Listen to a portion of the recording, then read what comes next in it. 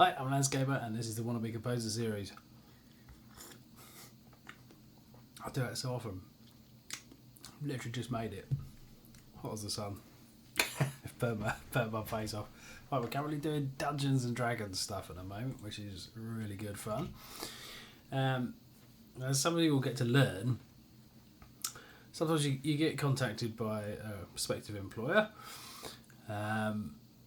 He's got a contract and just sort of says, really excited about this. And the first week is kind of all back and forth and I want to hit the ground running. And then you think, okay, cool. And then you lay down some ideas and you send them back and then you don't hear for a week, which is fine. That's just how it is. But with no kind of guidance as to where they want you to go, it's a little bit tricky to work. So what I've carried on doing is I've carried on doing some intro ideas, and actually, not that you can see it, but over on the right hand side I've got some feedback from about 2 or 3 of the guys who are after some of this work. So I have got a little bit more to go on, which is what I'm going to get into today. But to start, I might get into that next time, but whatever. To start with, we're going to have a little listen, and I'm just going to take you through a couple more of these intros that I've done. I know I did sort of the first 3 last time, I think. Right, so this is number 4. This one, I'm just going to show you now quickly my audio performance meter. I've only got 3 tracks going, but I've got a heck of a lot of stuff slapped on top of it. But it's it's going to struggle. I'm not going to lie to you, it's going to struggle. So what I've got here, a little bit of Slate and Ash, a little bit of symphonic motions from Spitfire Audio, and then a little bit of Omnisphere as well.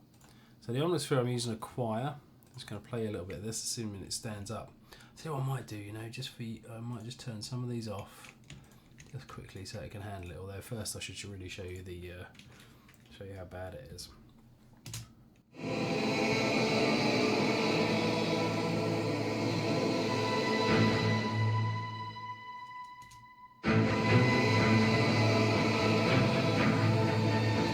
Really, you want all 3 of these down here somewhere?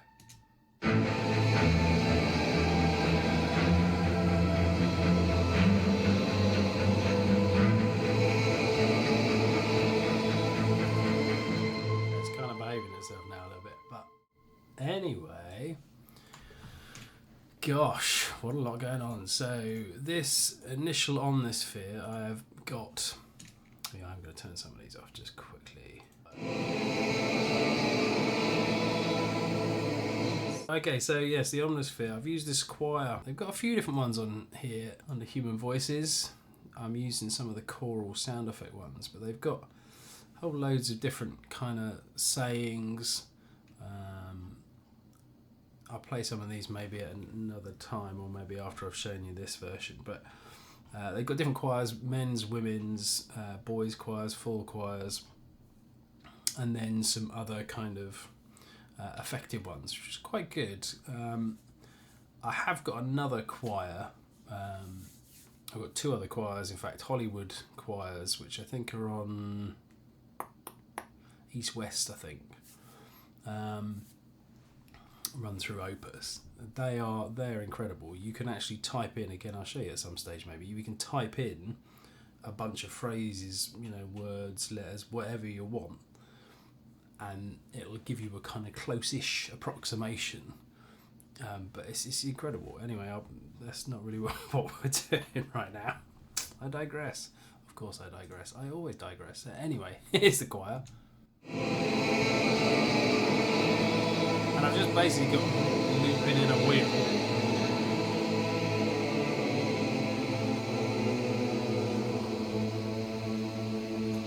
But I thought that kind of, that could be a Dungeons and Dragons sort of thing. So, and then off the back of that, I've then got some symphonic motions, which is a sort of single note hold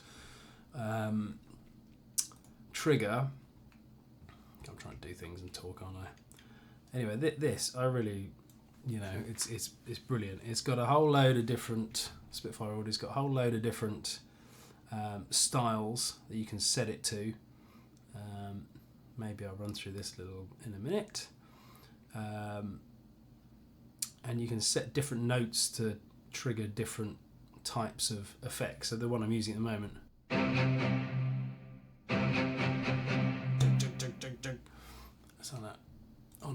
cello.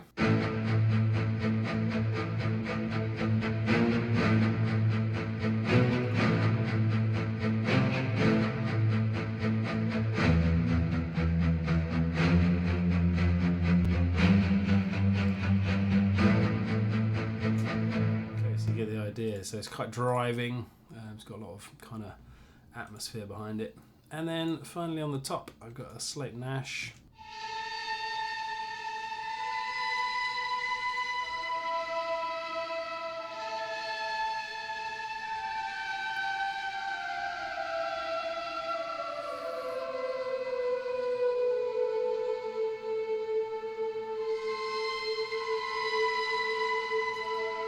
Really nice, twisted, kind of ethereal sort of sound.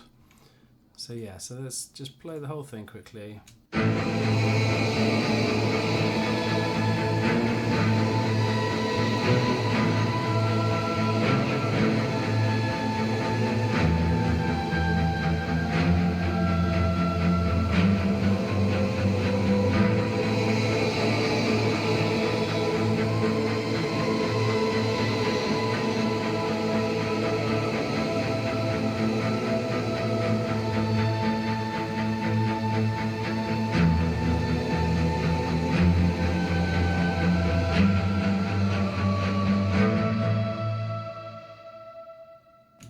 I don't know if you can hear, but obviously the mixing's a bit rubbish on this one. I've just kind of chucked a load of stuff on here.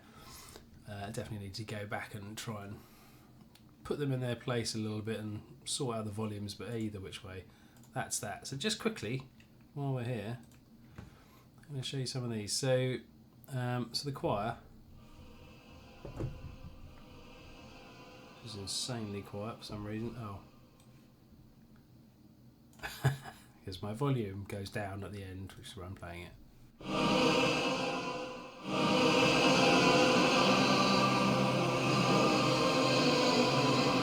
So that's why I'm using the call round, but they've got a whole bunch of other stuff. That's the boys' choir, obviously sits a little bit higher.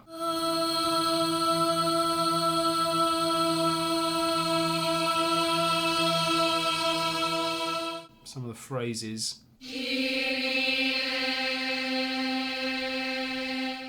Quite cool.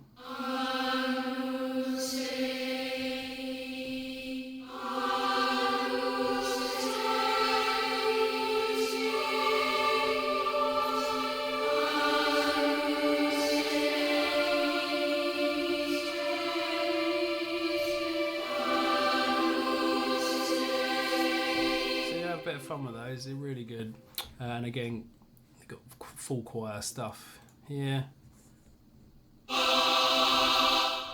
And get the male bass and the female soprano as well. Again, it's a little bit. A lot of these things are sample based, and some of these things are synth based. Depends what sort of sounds you're going for, because these have obviously been, you know, recorded but then run through Omnisphere. So the other choirs I've used before, I think, are they sound a bit more authentic, so I would tend to go with those if I'm doing something a bit bigger. But anyway, all sorts of stuff, gospel choirs in here as well.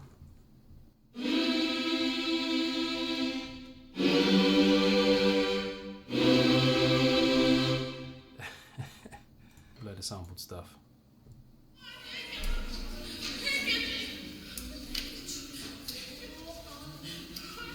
Kind of cool, right? So then we've got some Gregorian stuff as well here.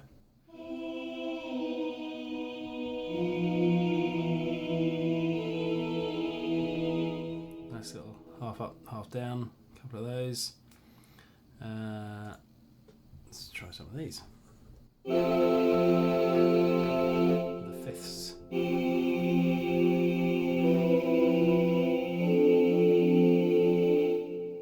I mean, I'm showing you all these, and also, you know, Omnisphere 3 is out now, so I don't know whether they've got these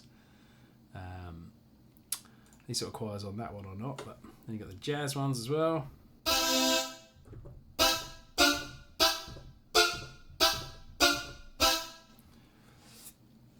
Don't tell the Rugrats guys, don't sue me. Anyway, Right, so I've now messed it up, but then mind. I won't save this track. Don't make me save this. It's going to be a whole different ball game if it's a little jazz choir, isn't it? Oh gosh. Right, so the symphonic motions. So I'm just literally going to show you a couple of things. So you can set. I'm going to set them all the way across.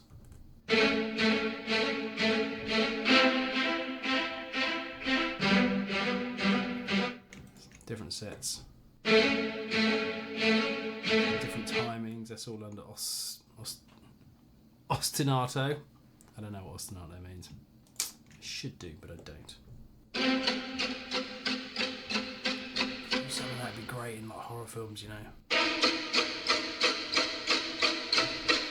Oof.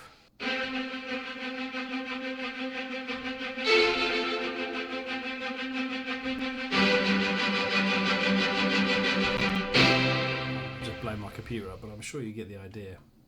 Anyway, I won't go too far into these. Can't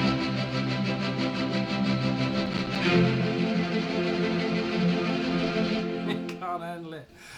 My computer's breaking anyway, so you get loads of those kind of things, which are really good fun. Mess about with. I think I've shown you a bit of Slate and Ash already before. Do not save this project. Do not save it. My God. Oh, I hope I remember to edit that out. Right. Okay, so this is intro number 5 idea, and also I've recently made an upgrade to my VSX. Bear with caller. Some days I like to lead those guys on, but some days I do not. Today is one of those days where I do not. I'm busy. So yeah, VSX, Stephen Slate Audio. I bought some additional rooms, access to some additional rooms, which is really, really cool. So I can test different mixes in different environments, right? So the original kind of came with Stephen Slate's room, which is really useful, very good, and really helps in mixing. These things are fantastic. But then you've got some other rooms, so people that do, more dance related. I've recently been doing some deep house tracks. I've been using Yellow Matter Studios there, which is really good fun. But for this stuff, I figure Spitfire Studios is probably the way to go. So I'm using this there, Spitfire room, to do my mixing for this lot. There you go. Okay, so number 5. Let's see if it breaks.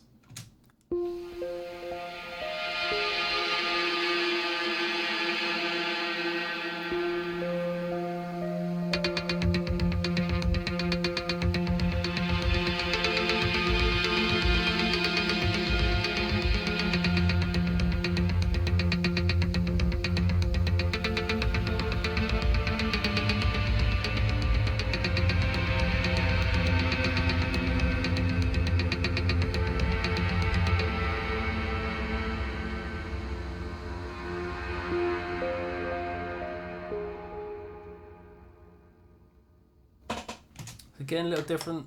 It was a chair, by the way. A little different. Sort of pulsing kind of synth, which I'm using Monolith for. I've written in a couple of different minor bits onto that. So within the Monolith's channel, I've got Guitar Rig 4 running, and I've basically applied one of the sound effects here. Let's see what it sounds like without. And then with. Let's put a bit of space, a bit of reverb. And what I've done is I've written in so the mixes slowly adjust. You can hear it warping out, going a bit further into the reverb setting. You can probably see them here as well.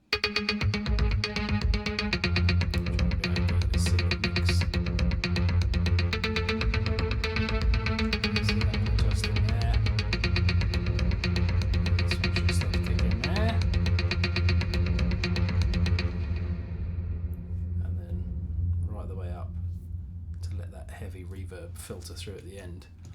So these are automations that you can apply to any track in Cubase. So underneath, when you read write anything from any plugin, it usually brings these up anyway. Wrong plugin, that helps. Where were we? There we are. So if I suddenly hit these buttons up here, the rewrite, rewrite what you like, right button, right automation. As soon as you click that, it tends to open whatever channels you adjust. It'll open a separate line, a separate track for that channel, and then you can adjust that one manually by putting in these little markers and then adjusting the envelopes as you go. Or the lines. I'm not really sure if they're envelopes or not. I'd assume they are, but I don't really know. So there you go. So I've written 3 different bits in there, and that often helps give a bit of movement or a bit of well, whatever. It helps you increase the effect or decrease the effect as you would like. I've got Slate and Ash again, trying to use quite a bit of this synth for the Dungeons and Dragons stuff, because I think it's quite kind of cutting edge, it's quite recent, it's quite new, and it's got a lot of nice kind of flavours to it that would suit this style of music.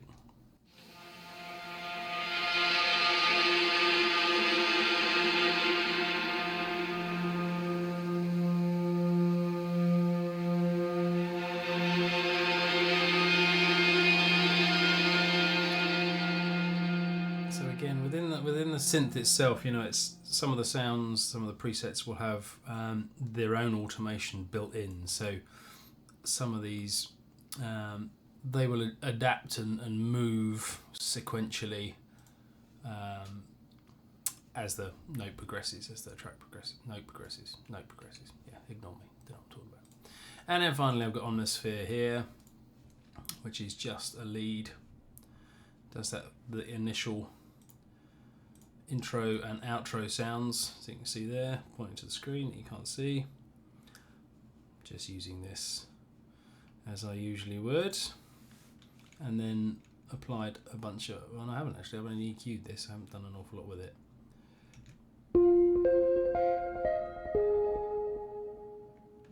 And there you go. That is number 5. I can save that one because I haven't trashed it. On to number 6.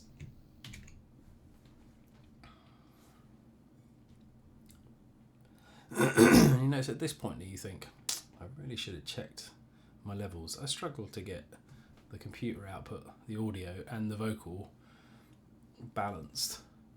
And then when I talk all over the tracks, you can't hear me. And I can't hear the difference. Amateurs. Okay, so what have we got? Yet again, you're going to see these synths an awful lot with me at the moment. So we've got some Slate and Ash running the top line.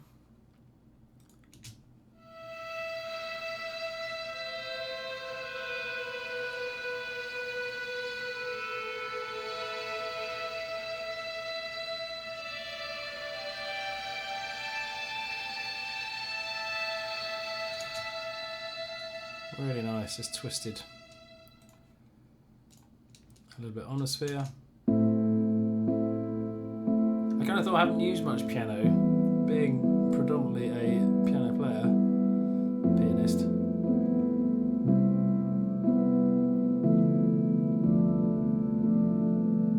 And I kind of thought that this might be, and it feels quite somber, right? So I want to do stuff in different styles and different feels, and one of the guys that got back to me earlier said, you know, what would be really nice would be to include some death music, you know, like if a main player dies or if, you know, NPC dies or whatever, it would be quite nice to have that. I thought that's a really good idea. So it's massive, which just provides a little bit of rhythm.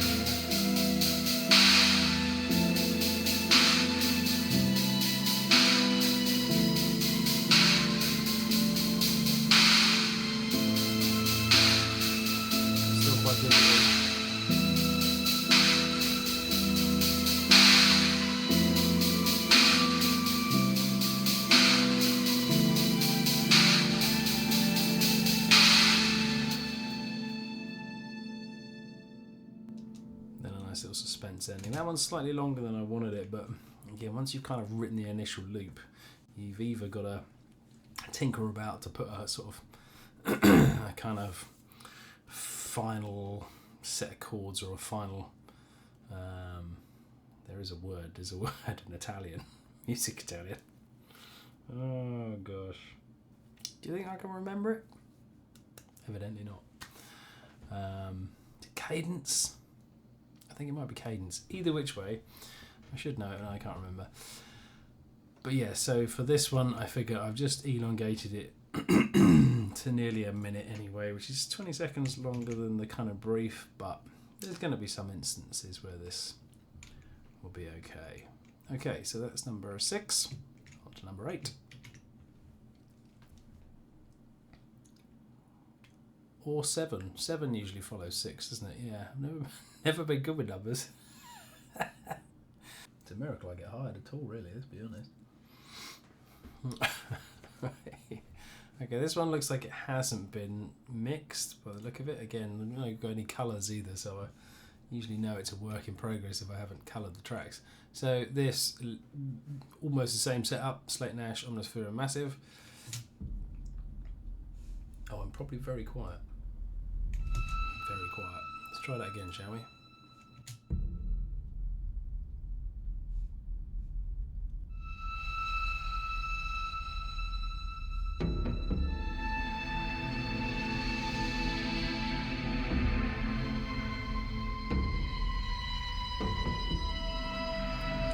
Digital kind of percussion sound.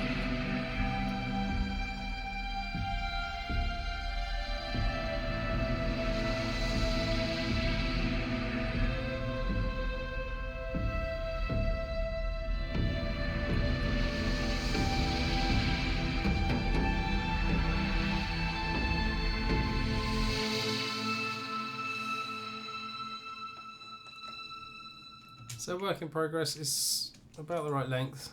I like the bits that are in there. I'll do a bit more with that at some point though, so leave that one for now. But anyway, that's a few more of the intros that I've been starting off. So I'm going to put a bit of pause in here. Then I'm going to read the feedback that I've got from the DMs and see what they're saying. Then I'll come back.